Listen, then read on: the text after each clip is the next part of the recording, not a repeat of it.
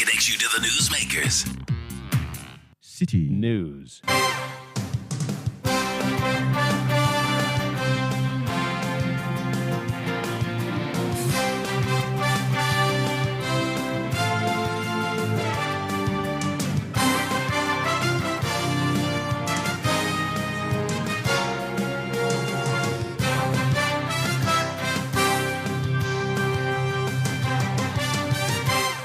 It's midday. Hello, good afternoon, and welcome to the Citi Prime News, live from our studios at number 11, Dr. Morton Loop in Adabraka, Accra. My name is Enu Safo. And I am Caleb Kuda. Coming up, Electoral Commission expunges 15,000 names of minors and foreigners from the voters' register. 40,000 minors and foreigners were challenged, and we managed to expunge some 50,000 minors and foreigners from the register. Also coming up, over 5,000 houses to be demolished at Millennium City, Kaswa due to encroachment. If we have seen policemen going around, it is by court order. It's not their will. People are trying to destroy our estate. Our customers are not free.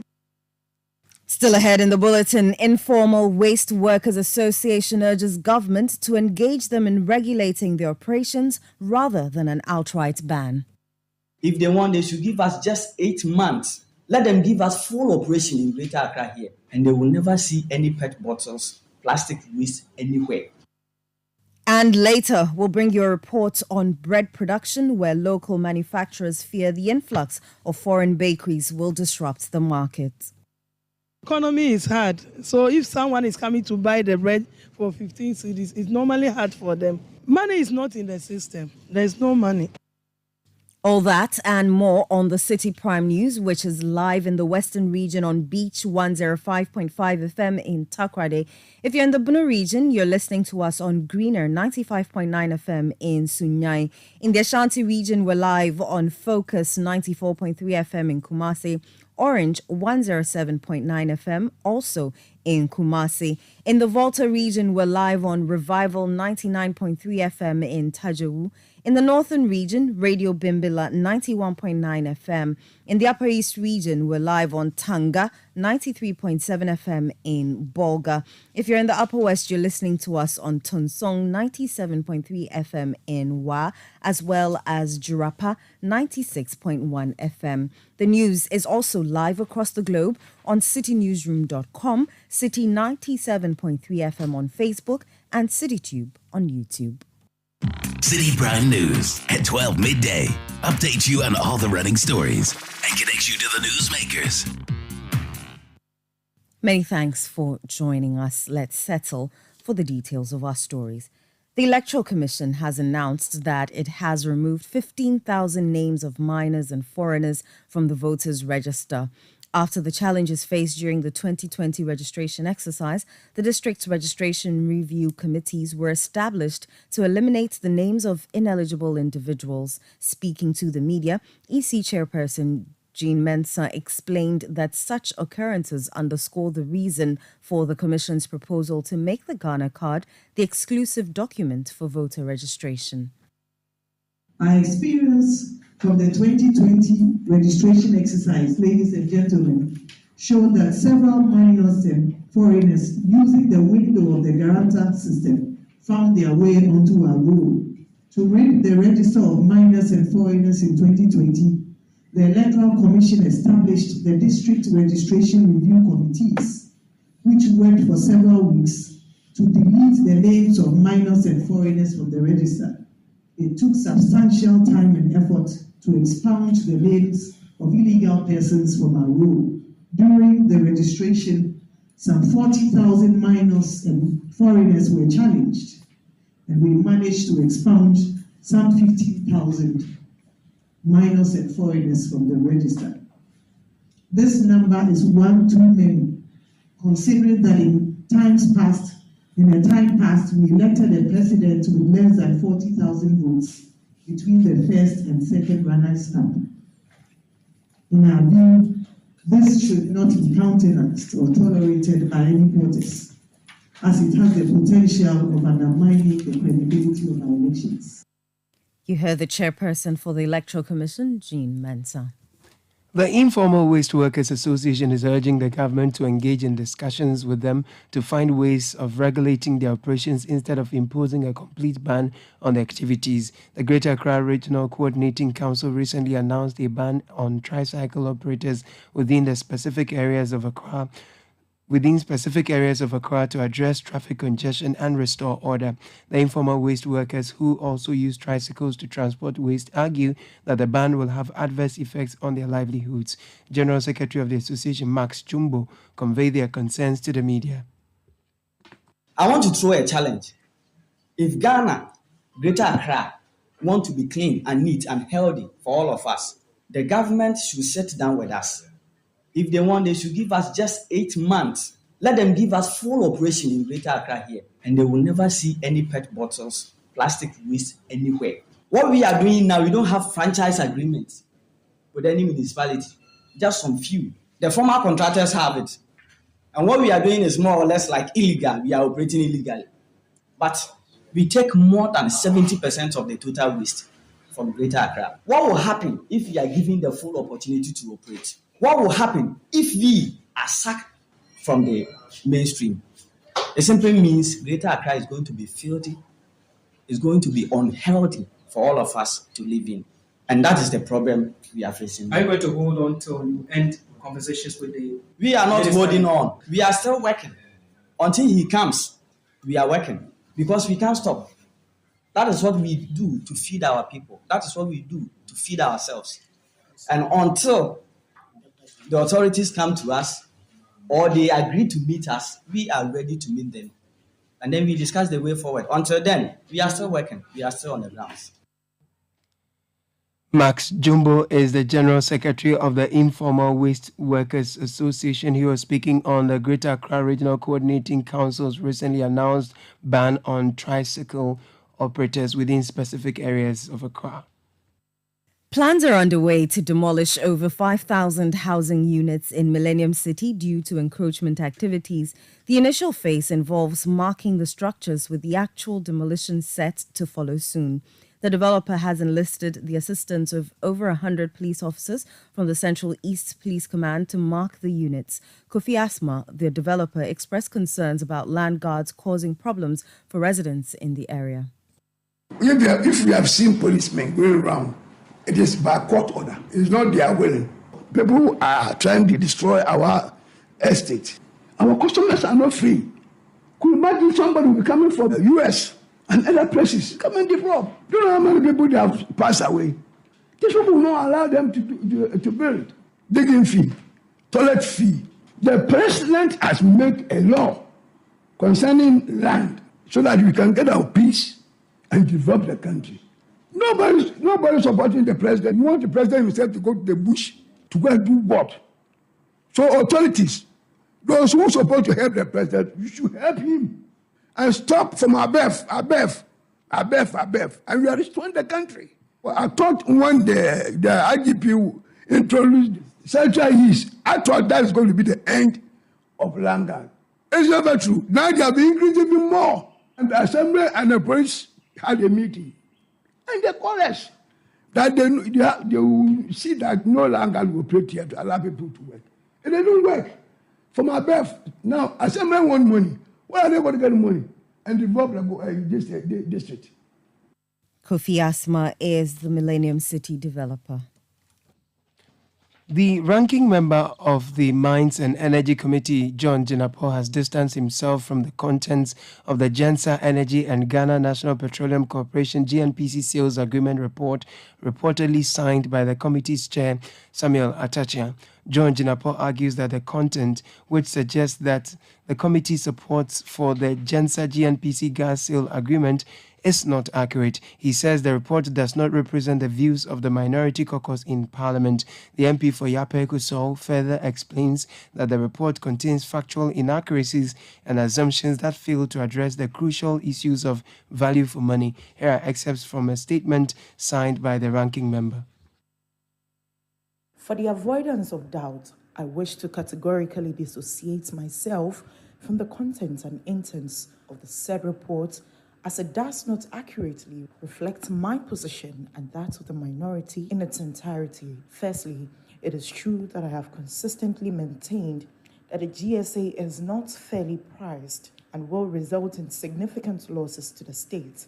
It cannot therefore be the case that I disagreed with the position of ASAP or Imani that a GSA in its current form will result in huge losses to the state. More importantly, it is inaccurate to report that the entire membership of the committee disagreed with my position. More importantly, the said report contains inaccuracies and assumptions that do not address the key issues of value for money. It is my hope that a referral by the Speaker to the Joint Committees of the Finance, Mines and Energy will provide the opportunity to address the critical issues as noted. Ranking member on the Mines and Energy Committee, John Chinapos, signed that statement read to you by Citi News' Akosia Audrey.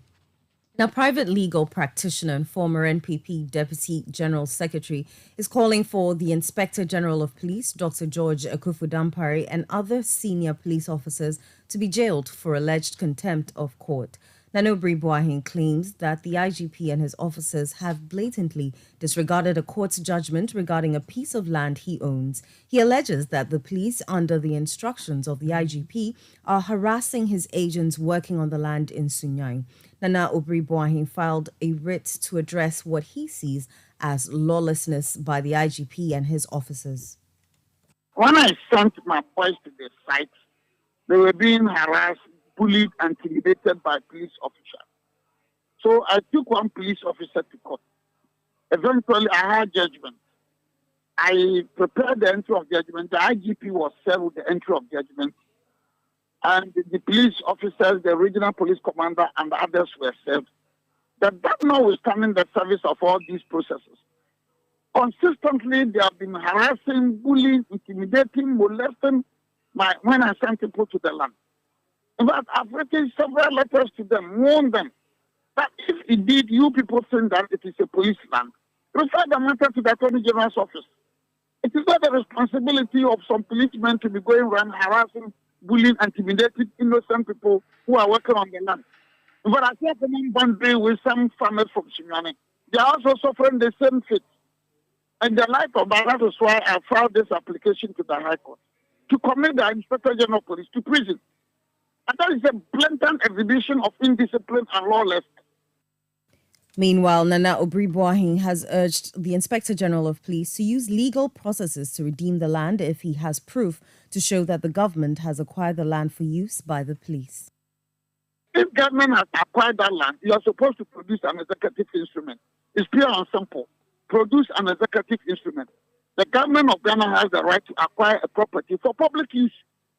When the government passes an executive instrument, then legally, government has acquired that land. Until there's a passage of an executive instrument, you cannot be resorting to machoism to do whatever we like. That is a blatant exhibition of indiscipline. Is this what you've been told, that the police are saying that the land has been acquired by government for use by the police? That is what they are saying. If the land has been acquired, fine. Bring the executive instrument, pay compensation. We are not vacant. You know, the law is that if government wants to acquire a property for public use, in the public interest, the Constitution of Ghana says that once the land is acquired, compensation must be paid. It should be prompt and it should be adequate. That is all. Nana Obri Boahin is a private legal practitioner and former Deputy General Secretary of the New Patriotic Party.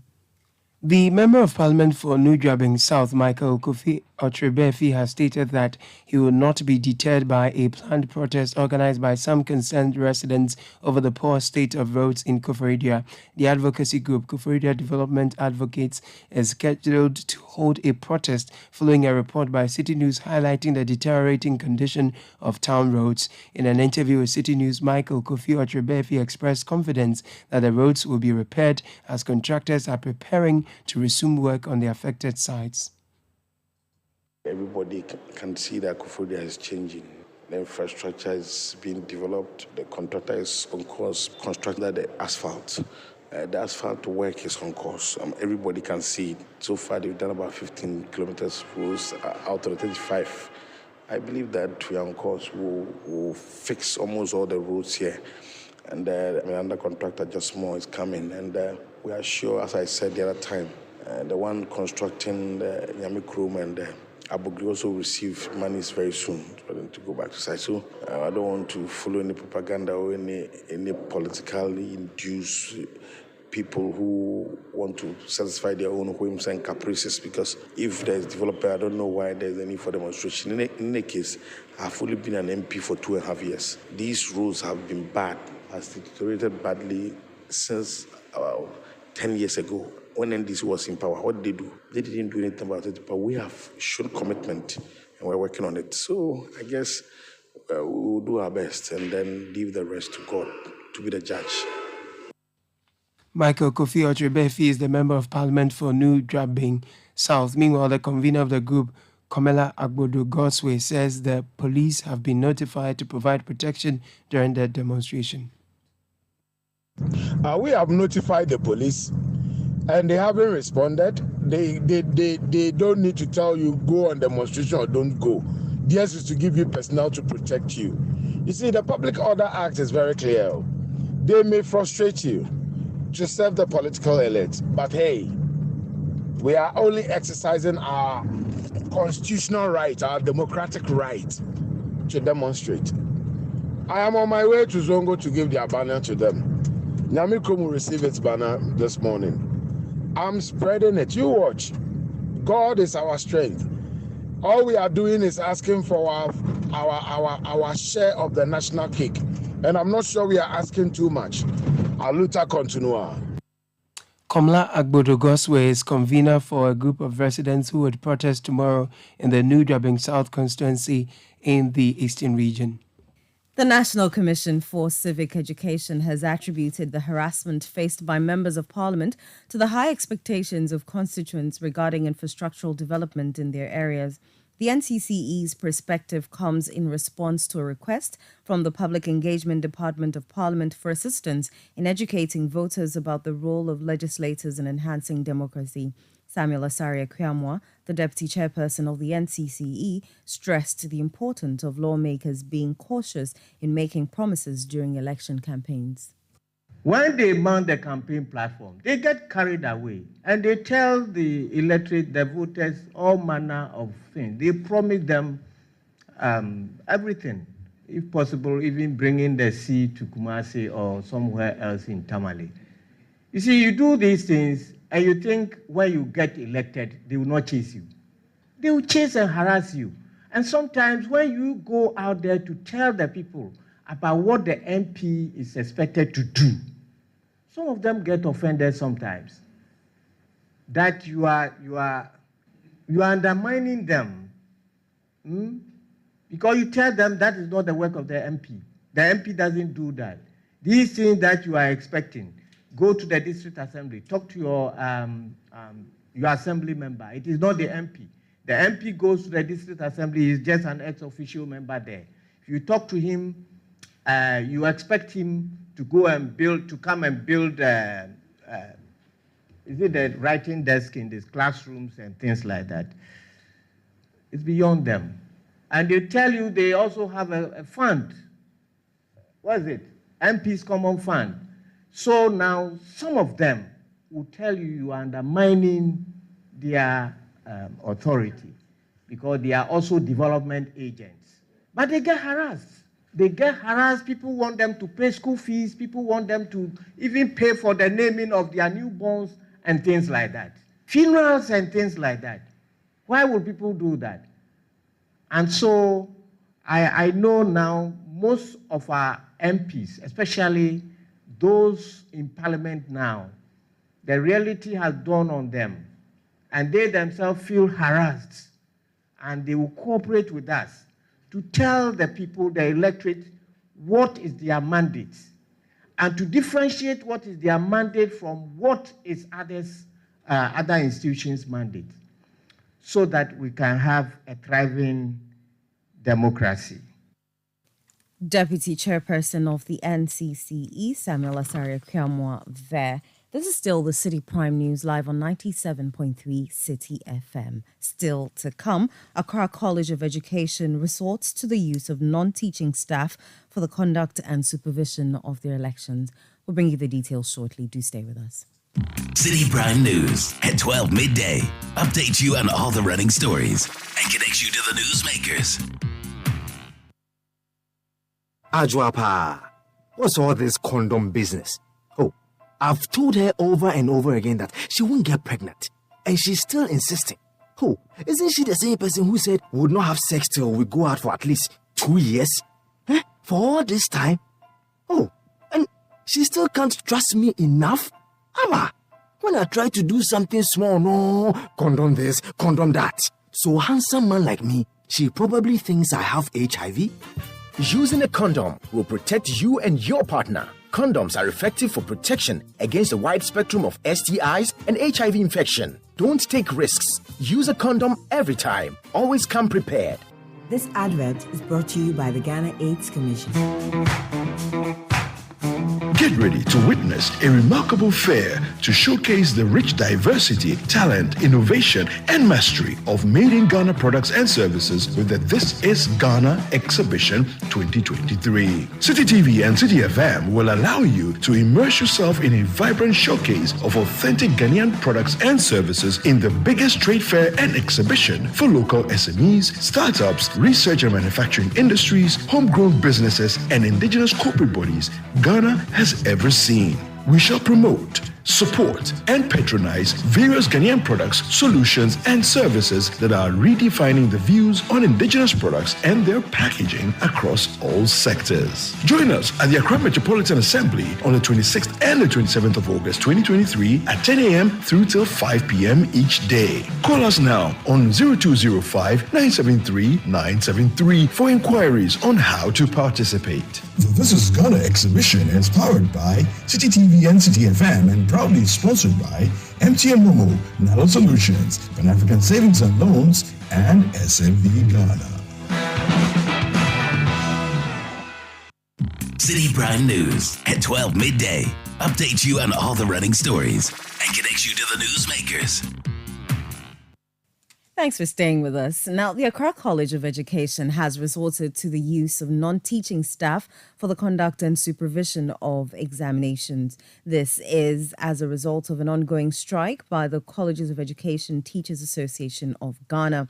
CTAG has been on strike since August 1, 2023. The following report has more details. Since August 1, teachers in the various colleges of education have been on strike, demanding better conditions of service. Now, the National Labour Commission has been mediating and trying to find a solution to this current impasse between government and the teachers of the various colleges of education. Yesterday, on August 16, the Labour Commission ruled that government implements the agreed upon terms of these conditions of service by close of the August 16. Government failed to heed to the ruling of the National Labour Commission, and CTAG says that the strike continues. We've currently come to the Accra College of Education, trying to find out how this strike has been impacting these students since August 1. We understand that the students are currently writing exams. This exam is being superintended over by non-teaching staff here at the school. Here with me is the SRC president. Actually, for the couple of 2 weeks now, lectures are on hold, so we don't go for class. Students are doing their personal studies and then group studies as well, which I think is a challenge to us. There are some topics that we've not covered so far, and we are finding it difficult to get well with them before the exams. I'm told that the exam is being superintended over by non-teaching staff. Is this the usual thing? No, it's not something usual. When we came to level 100, 200, lecturers supervise our exams because of the strike show. The non-teaching staff are taking over. Last year, the same thing occurred here. Non-teaching staff were spearheading the exams. Yes. We're still at the Accra College of Education here in Accra, specifically at Medina. We're fortunate to get with us some level 300 students who are currently writing the exams, even though their teachers are also on strike. I've been told that some of you were unable to, cover the entire syllabus with your lecturers. So how have you been able to make up? All right, that's very true. Okay, so we weren't able to cover up for the entire curriculum or syllabus before our tutors went on strike. But since it left with just a few before they went, we were able to cover up on our own. So studying personally, coming for preps, yes. But informally, are you able to reach out to some of your lecturers and get help in places where you find it difficult to understand? Oh, not really. Even right now, they are not on campus. Some of them are not on campus, so we barely see them to ask them questions. And most of us, we don't have their contacts to call them or something, yes. So we've not been in contact with them. We'll still try and get to some of the level 100 students. We're told that they are the ones that have been greatly impacted by this ongoing strike by CTAG because their exam would come off in October, so they need their lecturers in school like right now. Yeah, no food. Oh, sorry, it's not easy. When you say no food, what do you mean? Like there's food, but when you go, it's just small. You'll be okay with it. Is it because there's no food available in the school, or this is because of the strike? I think so. I don't think it's because of the strike. I think so. It's not easy. We have been indoors unless you go to class and learn alone. And there is no food. Like the food too is not good for us too. Yes. When you say the food is not good for you, what do you mean? It's not plenty as in because some of our students they are not in campus here. So yes, please. So government has been unable to implement the ruling of the National Labour Commission. The National Labour Commission ruled that government immediately implements the agreed upon terms in its negotiations with CTAG. That has not happened. And so CTAG continues to remain on strike. We've spoken to students here at the Accra College of Education. From our interactions with them, it's quite evident that the students need their teachers back in the classrooms immediately, especially the first-year students who have until October to write their exam. My name is Charles Osukumi. I've been reporting for Citi News. All three NPP parliamentary candidate aspirants who picked nomination forms in the Wa Central constituency of the Upper West region have successfully filed to contest the upcoming parliamentary primaries of the party. The three include Hajia Umu Audu, who represented the party in the last parliamentary elections, and the municipal chief executive for Wa Central, who is contesting the primaries for the fourth time after winning his first two attempts, as well as a new entrant. Citi News' Latif Mahama has more in the following report. Son of a former Upper West regional chairman of the NPP, Nayaro Isahaku was the first to file his nomination at the Wa Central constituency office of the NPP. He was followed by the municipal chief executive for Wa, who is contesting the primaries for the fourth time running after he got the nod and represented the NPP in 2012 and 2016. I'm highly, motivated, and I feel that this is the best time, for us to annex Wa Central seat and to pick it out from the NDC. Being an old horse who doesn't fear race, we have been in it 2 times as a parliamentary candidate and 3rd time as a parliamentary aspirant. So today marks, the beginning of the end of me being a parliamentary aspirant and also a parliamentary candidate, because we are moving in to win this race and to win the parliamentary candidate to win the seat for MPP within, for Wa Central. And I think that is a race we've just started today. His arch rival, who defeated him in the last parliamentary primaries, was the last to file her nomination. Flanked by some of her supporters, the only female in the Wa Central MPP parliamentary race says she is the best person to beat the sitting MP, given her experience in the last general elections. What I started, I've not been able to finish. I am back to finish it, inshallah. The youth, women, and the society are willing to see me come back to finish what I started. You know, my agenda is to see Wa Central to the next level. This is the reason why I have come back to complete what we have not finished, inshallah. And I know this time the people of Wa Central will give me the mandate to lead them to make sure that Wa Central gets to the level that it has to be. All the three aspirants appeal to their supporters to campaign on issues and conduct themselves in a manner that will not divide their ranks after the primaries. The Wa Central constituency seat has been occupied by the main opposition National Democratic Congress since 1992. These party faithful are optimistic that they will be able to snatch the seat for the first time in the next general elections, but this will largely depend on the choice of the delegates. The race as to who leads the New Patriotic Party in the next parliamentary elections here in the Wa Central constituency has just started, as three persons have successfully filed their nominations to contest their upcoming parliamentary primaries. Reporting for Citi News, my name is Latif Mahama. Wa. And here in Accra, the Ga Traditional Council has announced a ban on funerals in the Greater Accra region from October 15 to October 29. This decision is part of the preparations leading up to the funeral of the late Ga Manye Nadede Omaidru III, who passed away in December 2022. Ambassador Sylvester Parker Alote, Chief of Protocol at the Office of the Gamanche, says traditional measures will also be implemented as the burial rites of the late Gamanye, scheduled to begin on October 23, approaches. From the 15th of October, no funerals will be allowed in the region. No funerals, because we have to observe that 2-week period, 15th to 29th, for only the rites leading to the proper farewell for the Queen Mother. So no funerals will take place.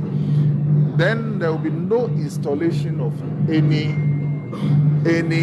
office holder, traditional office holder anywhere, no installation till after the funeral. So these are some of the restrictions.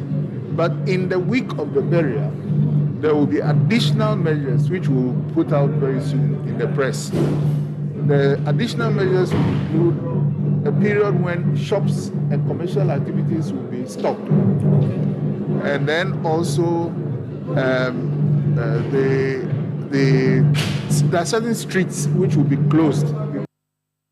Ambassador Sylvester Parker Alote is Chief of Protocol at the Office of the Gamanche. The Director General of the Social Security and National Insurance Trust, SNIT, Dr. John Ofori Tinkran, has expressed optimism in achieving the target set for 2023. During an interview at SNIT Employers Breakfast Meeting in Kofredja, he says SNIT is working towards expansion and inclusion of entrepreneurs. Dr. John Ofori Tinkran also added that the scheme has retrieved some significant monies through prosecutions this year. We have certain employers who, either because of lack of understanding of the benefits that state provides or just sheer diabolics, after being prompted several times, fail, I wouldn't even use the word refuse, but fail to remit their contributions to SNIT. For such employers, we engage them and we remind them that the times, these are the terms of payment and these are the consequences. And if after several promptings they are still not doing their, satisfying their obligations as under the law, then we have no choice but to hold them before the law courts and for the law courts to compel them to pay. And it's because of those prosecutions, so to speak, that has gotten us to retrieve some 150 odd million Ghana cedis through the half year. That last year we retrieved over 200 million Ghana cedis. Dr. John Ofori-Tinkran is the Director General of the Social Security and National Insurance Trust, SNIT. Now, opinion leaders and residents of Shama district in Western Region have expressed deep disappointment with President Nana Akufo-Addo's failure to commence construction of the Shama district hospital despite his promises made during the sword-cutting ceremony held on 19th August 2020, just 4 months before the 2020 general elections. The residents were assured of secured funding and a contractor for the $32 million project, but after almost 3 years, not a single block has been laid at the site. City News' Akwesi Ejeanim has more. During his campaign tour in the Western region, President Nana Akufo-Addo, along with several ministers, received a warm reception in Shama for the soft cutting of the Shama District Hospital construction. Promises were made that the project had secured 32 million euros from Standard Chartered Bank with credit guarantee from China, and a contractor was contracted to ensure timely completion. As I see a year, 32 million euros Standard Chartered Bank with the credit guarantee from Sinosure China, Abwa Abano, Emesikai, the Barbara Hospital, Yesaka. CT scan is going to be part of the equipment of the Shama District Hospital. However, despite the enthusiastic cheers and hope instilled in the chiefs and people of Shama, the reality is that not even little progress has been made since the ceremony. I came here to meet some security persons who tells me that they were actually brought here by the construction firm, and they tell me not even a single block has actually been laid since they got here. I hear they go do, they no could do, they go do. But we are waiting for them, and then we are praying for them to come and start the project. These equipment that were expected to be used in mixing concrete for the construction remains uninstalled, and such scenes is what worry residents about the fate of the project. If you go there, the whole environment is bushy.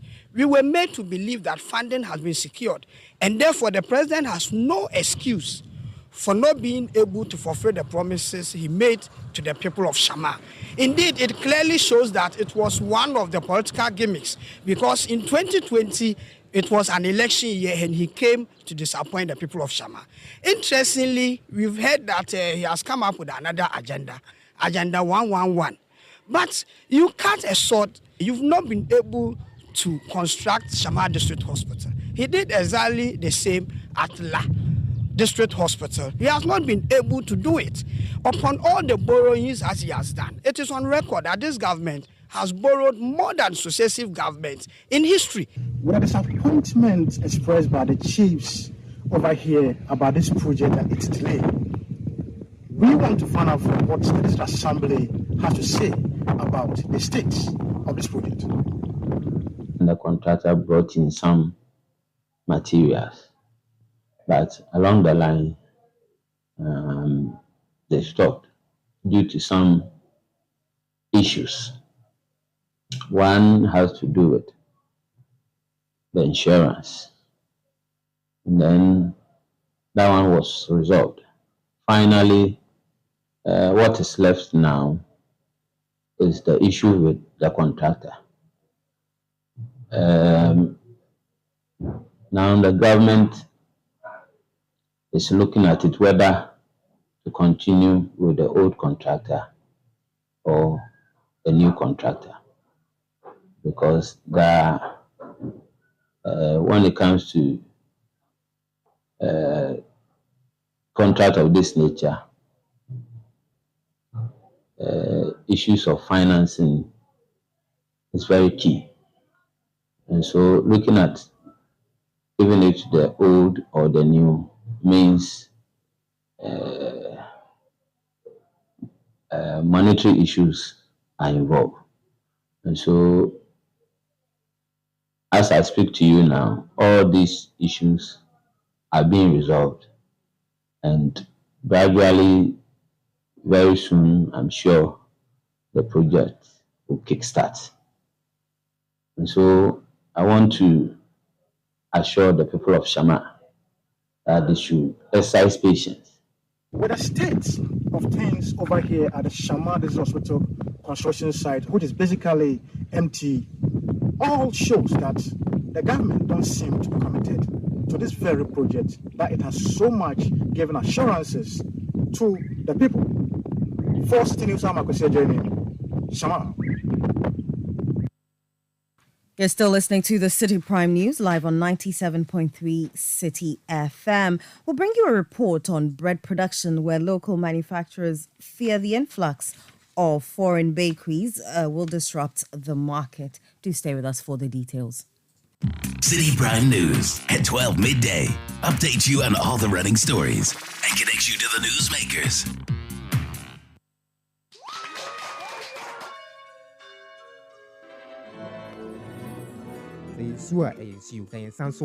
Happy birthday to you. Ashes to ashes, dust to dust. Throughout all life-changing moments such as graduations, weddings, funerals, birthdays, ATL is there to ensure you're never out of style. When you think fabric, think ATL. Log on to atlfabrics.com. Order and buy your favorite ATL fabric. You can also visit our shop at number 40 Kwame Nkrumah Avenue, opposite the Swansea Shopping Arcade at Accra Central. Also available in leading fabric dealer shops in Accra, Kumasi, and Cape Coast. ATL, bringing fabric to life. Jehovah, you say it.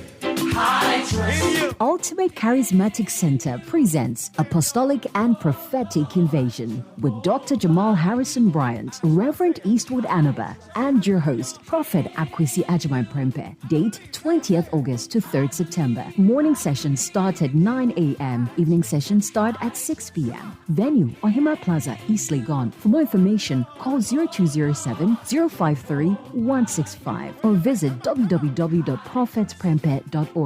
Ultimate Charismatic Center, Arena of Prophecy, Center of Manifestations.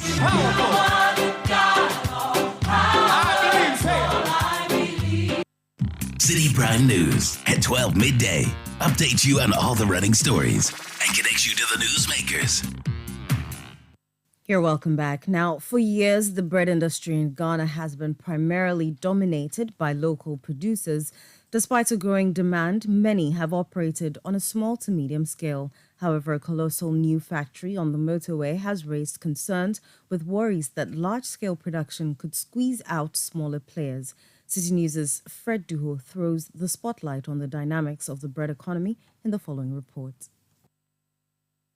Bread is a staple that holds a firm place in the diets of Ghanaians. For about half a decade, a loaf of bread used to cost 5 Ghana cedis. However, fluctuations in exchange rates and disruptions from the Russian-Ukraine conflict led to changes in bread's dimensions, weight, and flavor. This prompted bakers to navigate the challenge of balancing production costs with retail prices, aiming to reach a break-even point. Increasing expenses associated with bread production inputs have more than doubled, compelling producers to transfer the higher costs to consumers. Local bakers have either closed down or held on, hoping for a favorable condition. The bread industry is a significant contributor to the economy, generating employment opportunities for bakers, distributors, retailers, and drivers. Retailers near the Pung barrier can be seen diligently reaching out to potential customers, reflecting the persistence driven by economic circumstances despite slim profit margins. The economy is hard, so if someone is coming to buy the bread for 15 cedis, it's normally hard for them. Money is not in the system. There's no money. So if you are selling, it's difficult for people to come and buy from you. At times, I can take like 50 pieces. If the market is good, it will finish. If it's not good, some will left. And for how long have you been selling bread? 4 months now. Why did you venture into the sale of bread? I'm a mason, but now I need to have this mason work to do. That's why I have a kiddies and then this for my house. So if I'm not doing this, why I don't know how I'm going to survive them. How profitable is the business? The bread there, if you take 50 pieces, if you sell and finish, you get 100 cedis a day. Hot Oven has managed to establish a substantial market share in the Greater Accra and the Volta region. However, The global economic crisis has posed immense challenges for the company over its 5-year existence. These obstacles, combined with local dynamics, have resulted in rapid and substantial price hikes in a short span. The accountant, Fred Kwashe, shed light on this journey. Initially, I would say everything was calm and smooth. Business was going well until COVID happened. And we had a spike in the price of raw materials. That's what took a different turn and prices went up. And yes, but now I would say everything is calm now. When you started, how much was a loaf of bread? When we started, a loaf of bread at the wholesale point was 4 cedis, retail was 5 cedis. That was in 2017. Today, a loaf of bread at the wholesale place costs 13 cedis per loaf, and the retail place costs 15 cedis per loaf. I would say over the years, price has always been going up.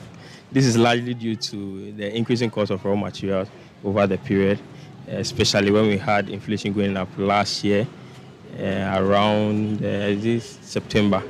We had to change price of our products 2 consecutive times in 1 month, and that has never happened. That's when we saw a price of raw materials doubling, nearly doubling, or some going over 100%. The bread industry has evolved from small-scale operations to industrial levels, with brands like Hot Oven, A1 Bread, and the emerging Amigo Bread on the motorway. In a market like this, one would say it should be reserved for just locals. But I don't know the government position on this. I don't know the government directive on this. This is a very local market that we don't have a lot of foreign players. Everywhere you go, no matter where you find yourself, there's someone baking bread in their small abode.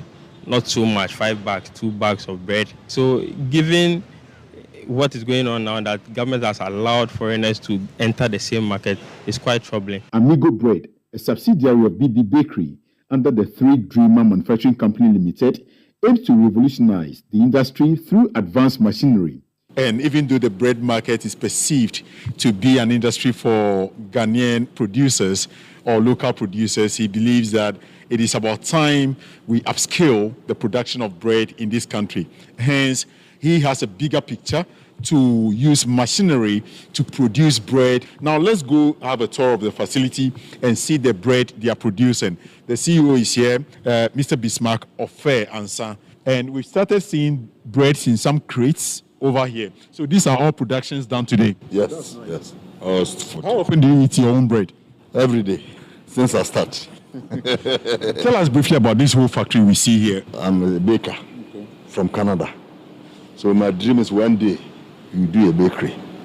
So when I met my partner, we decided to do this bakery. But we do it very, very big. We spend a lot here. Now we want to start. So now the engineers are here to help us to how to fix the machines and all those things.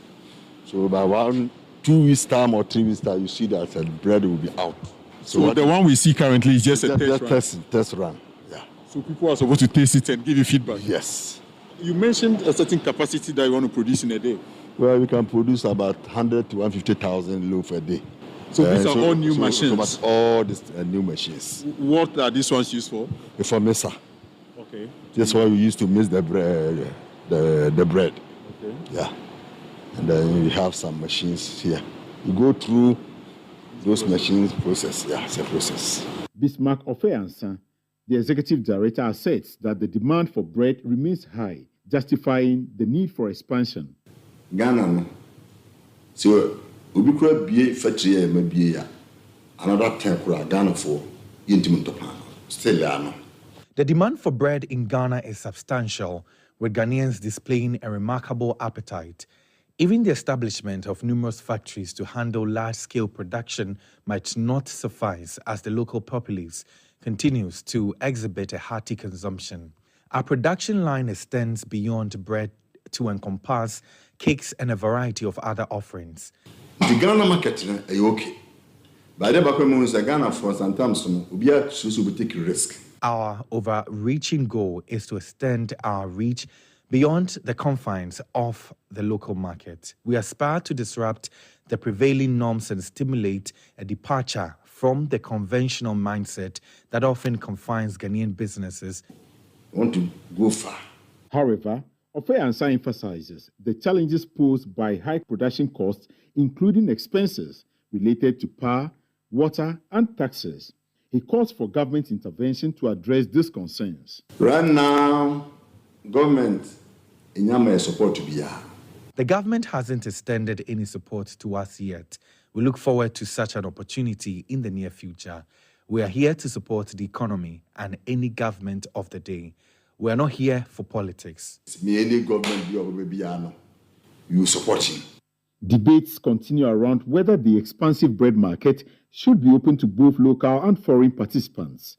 Papa Ban, administrator of Bread Academy, a training school focused on bread production, believes in inclusive growth. The bread economy will definitely need some sort of industrialization. Okay, so when I talk of industrialization, you see, the machinery involved is very expensive. So foreign capital would definitely have to come in. Look, let me tell you one truth. All those who are having big bakeries in Ghana, when you ask them for their source of capital, you realize that they stayed abroad or there's some sort of injection of capital from abroad when they stayed abroad or their big business before they were able to acquire those machines. While concerns persist about foreign competition, the general sentiment leans towards the belief that there is enough room for all participants in the evolving bread industry. Almost every Ghanaian breakfast goes with bread, and in my hand I have the Amigo bread and hot oven. And so far we understand the Amigo bread is a new company that is infiltrating into the Ghanaian market, hoping to compete with the numerous Ghanaian-owned businesses that are equally selling to bread lovers across the nation. My name is Fred Duho, reporting for Citi News. The National Road Safety Authority says adequate measures will be put in place to effectively roll out an innovative technology-driven initiative known as Traffic Tech GH to curb the increasing cases of traffic violation. The project, which was unveiled by the Motor Traffic and Transport Department (MTTD) of the Ghana Police Service, is set to transform road traffic law enforcement across the country by harnessing cutting-edge automation techniques. In a media interview, Acting Director General of the National Road Safety Authority, David Safo Adonting, says all challenges will be addressed to ensure a smooth rollout of the project. We are now talking to the Department of Urban Roads to map up a strategy to see which ones we can strategically mount the cameras on and see how we can ensure constant flow of power or servicing or maintenance. So whatever the challenges are, the Ghana Police Service through this project are going to go into very strong collaboration and partnership, identify the critical problems that result in malfunctioning of some of these traffic lights and fix them. We can do it. And so it's just the beginning. We have the next 6 months to roll out this project. And I believe this period will give us enough time to be able to address all the gaps and challenges that we see coming up. Acting Director General of the National Road Safety Authority, David Safo Adonting, now the Director General of the MTTD, COP Francis Duku, says the move will aid in resolving the issue of extortion of money by police officers from motorists. We want to look at a 3-month sensitization, and then we'll start the piloting and see how it goes. Yeah, you see, digitization has come to stay, whether we like it or not. And once there is digitization, the issue of interface, human interface, is taken off. And so the police will now be deployed for other equally important duties. If there is no interface, there is no human interface. Of course, these alleged corrupt practices will be eliminated. Director General of the MTTD, COP Francis Duku. The Member of Parliament for Ododo-Diodio, Edwin Ni Lante Vanderpoy, has criticized the Minister of Defense, Dominic Nitiwul, for his remarks during a meeting with ECOWAS military chiefs in Ghana over a possible invasion of Niger. Dominic Nitiwul had urged the military chiefs to remain loyal to their heads of state, considering recent uprisings in West African countries. However, Ni Lante Vanderpoy expressed his disapproval of this admonition in an interview with Citi News, particularly given the context of the military situation in the region. The defense minister is living in the world of the ages ago. Contemporary politics and world international security has moved from regime security to state security. The Minister of Defense is actually speaking and laying bare what they have done for some time now as a government, regime security. All their interest is how to protect Nana Akufo-Addo and the corrupt MPP regime, and not about state security. That's why they are just, filling up the security services with party people and not opening, making the recruitment into the security services transparent. The world over, chiefs of defense staff, army officers, and everybody who is appointed or recruited into the security agencies don't owe allegiance to the head of state. They owe allegiance to the state and the constitution. The security heads swore an oath to the constitution to defend the constitution of Ghana and to defend the people and the territorial integrity of Ghana. They don't swear allegiance to defend the head of state. So it was unexpected of our defense minister, unless he has no knowledge about the trends of international security now, to advise the CDSs of various West African countries to be loyal to the heads of state. It's very unexpected, and I don't expect that from him at this level. He urged the government to focus on addressing the underlying factors of such military takeovers. The world over, politics will tell you that if you are abreast with the needs of your people, that is enough guarantee for security than kinetic security. It is not your arms. It is not the number of soldiers you have. It is not the size of your security, of your army or your police service that will ensure security. Security is about the people. When the people are happy, when the people have jobs, and when there is no corruption, and the people are satisfied with the governance, they will secure the government. In all these countries where we are having problems, just go into history and find out what the underlying causes are. What are the issues that the people are talking about? It's the irresponsibility of administrations, of the governance systems in those countries. They are not taking steps to respond to the needs and aspirations of the people. Endemic corruption, lack of transparency, lack of accountability, and lack of sensitivity to the needs of the people are the issues that are fermenting such insurrections and such overthrows in some of the West African countries. And I think it is time that heads of states in West Africa change their way of thinking to know that they have been called and they have been appointed to serve, and to serve the interests of the people and not the interests of the few in government and themselves. You heard MP for Ododo Diodio and the ranking member on the Local Government and Rural Development Committee, Edwin Nee Lante Vanderpoy. A group of food suppliers has called on the Buffer Stock Company to fulfill their outstanding debt for supplies made.